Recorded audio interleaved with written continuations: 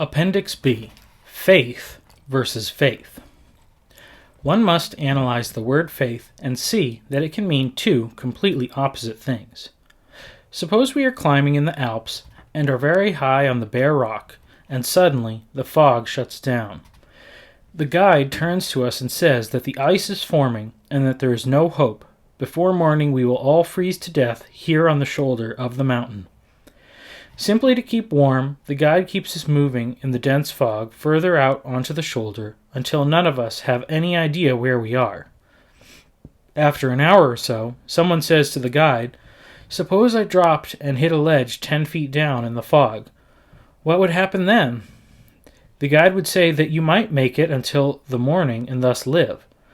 So, with absolutely no knowledge or any reason to support his action, one of the group hangs and drops into the fog. This would be one kind of faith, a leap of faith. Suppose, however, after we have worked out on the shoulder in the midst of the fog and the growing ice on the rock, we had stopped and we heard a voice which said, "You cannot see me, but I know exactly where you are from your voices. I am on another ridge.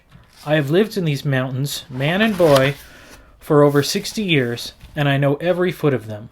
I assure you that 10 feet below you there is a ledge. If you hang and drop, you can make it through the night, and I will get you in the morning." I would not hang and drop at once, but would ask questions to try to ascertain if the man knew what he was talking about, and if he was not my enemy. In the Alps, for example, I would ask him his name. If the name he gave me was the name of a family from that part of the mountains, it would count a great deal to me. In the Swiss Alps, there are certain family names that indicate mountain families of that area.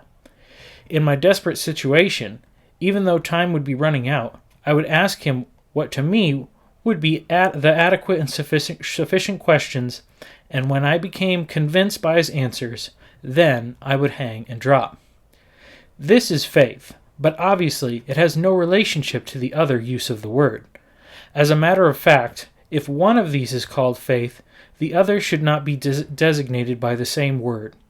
The historic Christian faith is not a leap of faith in the post-Kierkegaardian sense, because he is not silent, and I am invited to ask the adequate and sufficient questions, not only in regards to details, but also in regard to the existence of the universe and its complexity, and in regard to the existence of man. I am invited to ask adequate and sufficient questions and then believe him and bow before him metaphysically in knowing that I exist because he made man, and bow before him morally as needing his provision for me in the substitutionary propitiatory death of Christ.